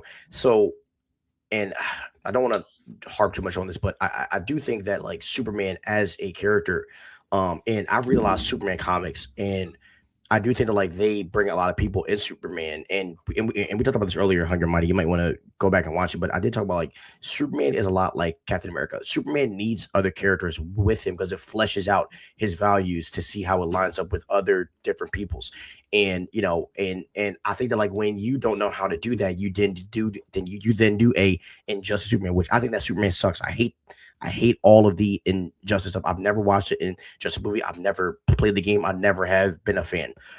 And I think that the Snyderverse is the same thing. Zack Snyder didn't know how to, make Superman seem different. So he, tried to make him evil. Or not evil, but like, kind of like he twisted his morality. But I would have put Invincible in that list because they actually created a world that was different than from what Superman did. Of like they might have boosted and used the origin, but they changed how it actually went. I mean, like it's the same thing. The thing with like Harry Potter. Like Harry Potter used other people. Like J.K. Rowling used others people lore to get her world started, but Harry is different from any all of the other main characters that she used for inspiration. And that's how you kind of have to view. The that's how you have to view Mark and Omni Man. Like, yes, they might be inspired by Origin, but where they land, it's in two different types of places. You know, so that's how you gotta view it. Um, All Might, the way he's viewed in his world is that no matter what, everything will be okay because All Might is here. He's a symbol of hope. That yeah, true. I guess. Watch Death of Superman and watch season 3 of My Hero Academia when All Might faces Ofa, and you can't tell me you don't see how All Might is based on Supes. I can keep going on, but the chat won't let me. LOL. If you want, I can DM you. Yeah, bro. Send him a DM. By the way, I'm a fan of All Might. He's my fave, My Hero Academia character, but I'm not going to disrespect to say he's not based on Superman. He's actually more based on Goku than he is on Superman, but that's a topic for another day, I guess. Um, I like I said, I think that archetype that you're talking about is kind of necessary to have. So you may be tired of like I know you said you're tired of the evil representation of that, but then again, like what would a superhero show be without that morally overbearing character? That Yeah, because you always have that one superhero that's always over hopeful. So one superhero is going to be the realist who thinks that the world's doomed and is ready for that and is prepared for that. Always have the pessimist superhero. Like there's all these archetypes. So I don't uh, to say that like I don't know. and also like and even in the Superman movie, they added that nuance by Hawkgirl because Hawkgirl murdered the freaking what was the name of their country? Varania or whatever it is, Baravia Oh or whatever it is. yeah. Yeah, like the Baravian dictator, right? Like she killed him. There's always going to be a character that that goes against the archetype. But I think Invincible taking the Superman archetype and changing it, I think it's very interesting. And I just think the world of Invincible is just cool, like with like Adam Eve's powers and stuff like that. I always have enjoyed their universe. Okay, Now we have two more topics around here. Okay, so I want to talk about Lord of the Rings real fast.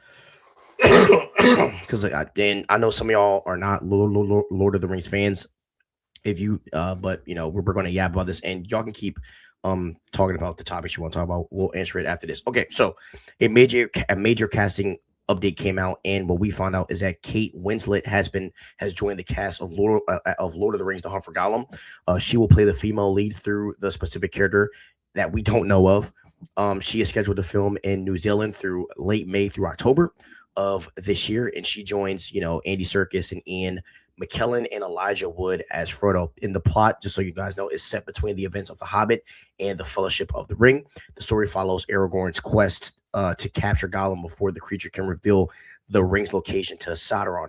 Andy Serkis will direct, but he is joined by Peter Jackson and the OG team, which is going to be awesome. I know the biggest question that people have right now is how does a female character fit into this story? My opinion, to make it simple, is that it's kind of like what they did with the Hobbit, and the way that Tolkien has written his content in general. There's always multiple things going on at once, and that's how I think they're just going to treat it. I think we are going to see other things happen other than the hunt, to show us that this is a Middle Earth world where multiple things are happening, because that's how the Hobbit movies were. That's how the Lord of the Rings movies were, and that's how Tolkien wrote his books. And I think they're going to adapt that same type of vibe. So, yeah, so but I am interested to see who she's going to play, and because who she plays will tell me like where they're going to go. You know what I mean, and what they're going to do. But do you have anything about this or no? Yeah, I think she's too old. How old is she? She's 50 years old, dude. So She's I too mean, old. yeah, Like, but and like honestly, like yeah, but I'm like Elijah Wood is old and Ian McKellen is old. You know what I mean? Like, yeah, but they're playing old characters. Um, if she's an elf, okay. This hunt for Gollum is a chance to start with like some new, right? Like some new, not fully new, but some new. I don't know. I feel like I sometimes just want to see a younger actor get their chance. Me yeah. personally. Well, did you hear the rumor that like Aragorn might be recast? Interesting. No, I did not hear that one. Yeah, so there's a rumor that came out last week that basically, I think I have it saved. I got to send you, but Aragorn might not be like the OG actor, that they're trying to cast a younger guy. Well, they probably need to. Yeah, well, the number He's one supposed to be this. Bull is ugly, and Aragorn's supposed to be handsome. So, and the actor is Chips right now. He looked terrible. So that might be why, and also he just might not want to do it, or he might have talked about wanting to do it, but Bull's Chips now. Like he looked terrible, bro. Vigo Mortensen, that dude. Yeah, he's old and decrepit, Yeah, bro. he looks. Dude, he looks bad, dude. He looks like he's rotting. He looks, You know what I mean? So he looks like he has some like disease. Does he have disease? I don't know. But he looks like he's rotting. So I don't really think he's going to be the guy to be in that show, or to Dude, he has be dementia. dementia. No, no, no, no, no. He doesn't have He has a dementia. his hit. He took a dementia screening test before Lord of the Rings. Hmm. But yeah, but he looks terrible. So you gotta they should recast. So, but hey man, I'm excited to see what they're going to do. And I can't really make an opinion until we hear what character she's playing. Until then, I don't really know She's a good what actor though, dude. she is a great actor, Yeah, amazing so actor. I'm interested to see what she does. I take back actually what I said about her being too old. Now that thinking about it, because if she plays an elf, they are kind of ageless. I wonder if they can portray her as such. You know, I feel Yeah, like elves are supposed to be the striking beauty, and like no offense to her, but that's just not her anymore. I agree. I agree. All right, let's. Like Sorry, go ahead. when I think of an elf, I think of the girl that played In the Hobbit. no the girl who played what's his name's wife in Peaky Blinders. Oh, Grace or Anya Taylor Joy. oh, yuck. Do you She know that looks like an elf. so the girl that plays Wasp, Evangeline Lilly, she played an elf in The Hobbit, and she was amazing. Stole the show. Really? Stole the show. All right. Now let's read some chats here. Let's see what Hunger Mighty's saying. Goku is my favorite anime character. He's 100% inspired by Superman. Goku more than All Might. Also, do you think Hulk will be in the brand new day trailer, or will they save it for the second trailer? I think he will be. I think everybody's going to be in that, bro, except Sadie Sink. Actually, I take that back. I think everybody's going to be in the trailer. I saw the apparent leak trailer, so if that's the case, then everybody is in it. Um, Off topic, but I have a fire idea on how they can incorporate Chris Hemsworth Thor into the post Secret Wars reboot. Hunger Mighty, let's hear it, brother. Let's hear it. And while you're typing that, we're going to talk about everything I know about the Avatar: The Last Airbender movie that is coming out. This is going to be peak, okay?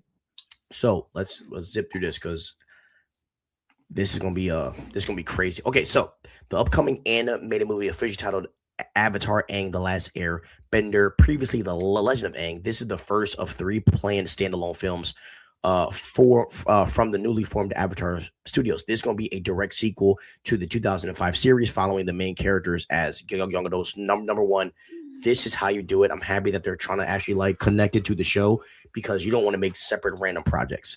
It has to connect to something. Film guys understand connectivity matters.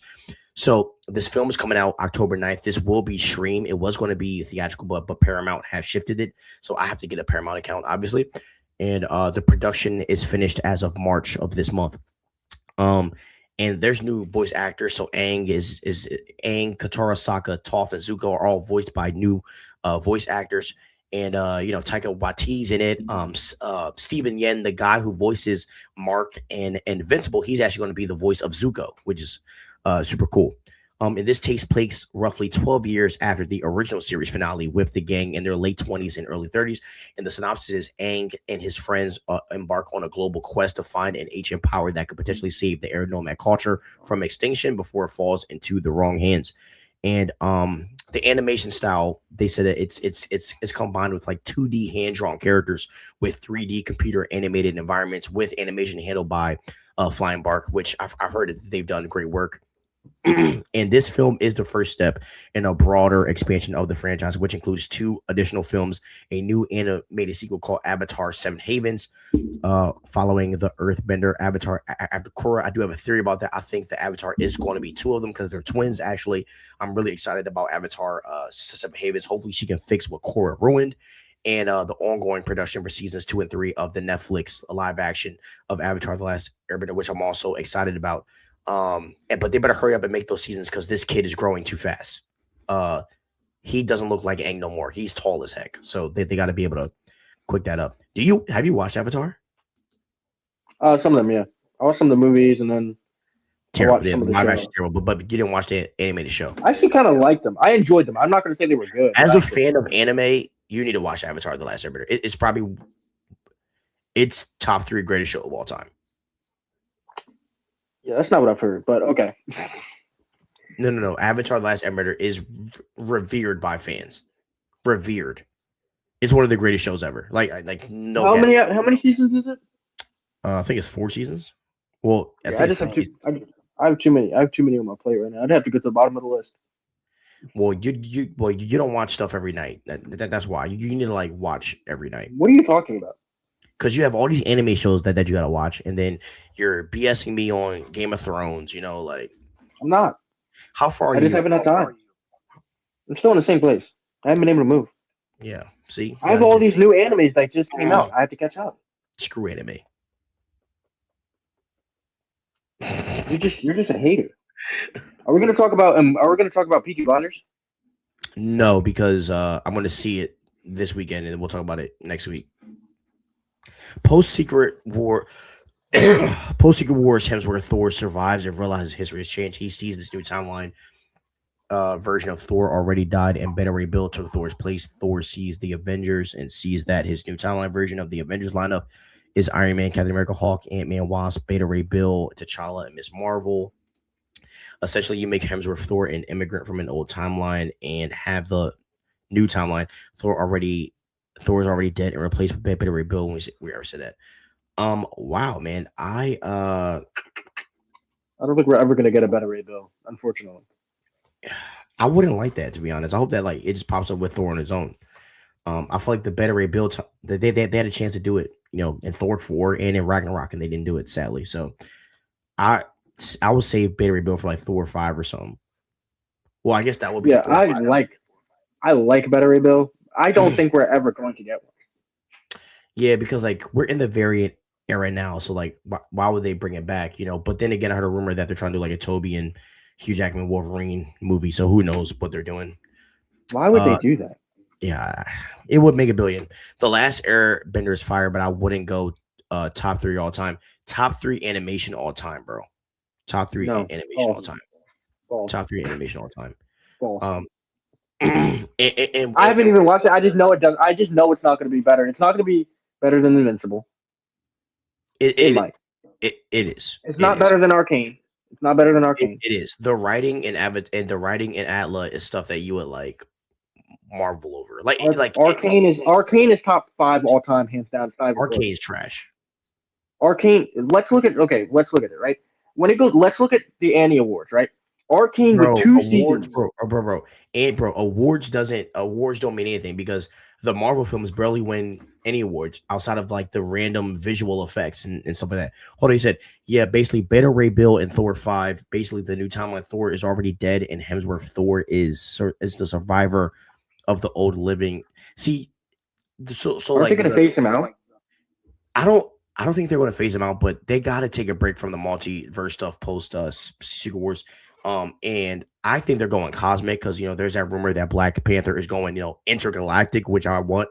And that we might get like a nihilist and people like that. I think they got to chill with the multiverse stuff. So I don't necessarily see Beta Ray Bill playing a big role, in my Well, opinion. Chris Hemsworth's getting old. Like, don't they have to phase him out? He's still in his prime. And plus How old is he? Thor can grow old. Like I think I think Chris Hemsworth can grow with the character. Like So you think they're going to phase everybody else out, but they're going to keep an old Thor? he's not old. How old is he? Chris Hemsworth still looks like he's in his 30s. Chris Hemsworth, like, bro, look I at him thought now they were at trying to Thor. reboot. I thought they were trying to reboot to bring in a bunch of younger people. Yeah, but why would you bring in a younger Thor? Like Thor is one of those characters that can age. Captain America, I He's mean, 42 years old, dude. yeah, he still looks great, but you can rock an older Thor. Like, there's been an I older mean, you Thor. can, but the thing is, like, do you have to? You should, because he Because he should. eventually they're going to have to phase him out. Eventually. Yeah, and they will, and then we'll get a recast, and we'll act like it never happened. Why not just do it smooth? Like, why just not do it smoothly like the rest of them?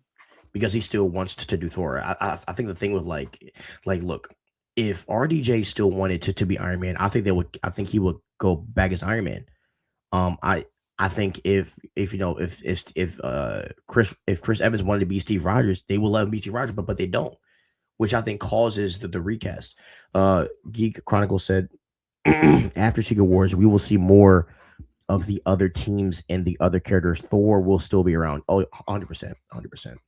Yeah, the X-Men are going to be the X-Men. I think they're going to be like the main focus, obviously. Which is good. Or he's letting me know you're not getting it. Hemsworth will still be the main Thor when he is in the new timeline. He sees that in this history, the timeline version of Thor already. Okay, I got you. I got you. I hear you. Yeah, so that would be interesting, and that'll be an interesting way to force not to force, but to bring in Beta Ray Bill. But I do wonder what they're going to do with Iron Man and Captain. Are we like, if they do get a recast, are they just going to throw them on a random like Avengers team and we'll just rock out with movies like that? It's just a lot going on with that I wonder about. So we'll And for check the it Midnight Suns movie, is that canceled? out. So from the last rumor I heard is still in development, but a lot of stuff is in. So like the Development way I hell. think the MCU is going post Secret Wars is I think they want to just do a bunch of team up movies because you can't do a bunch of solos. You know what I mean? Save your Yeah. solos for your Spider Mans, for characters like that. But everybody else, like you can just do team ups. Like a Midnight Suns, like a X-Men, like West Coast Avengers, like all that stuff.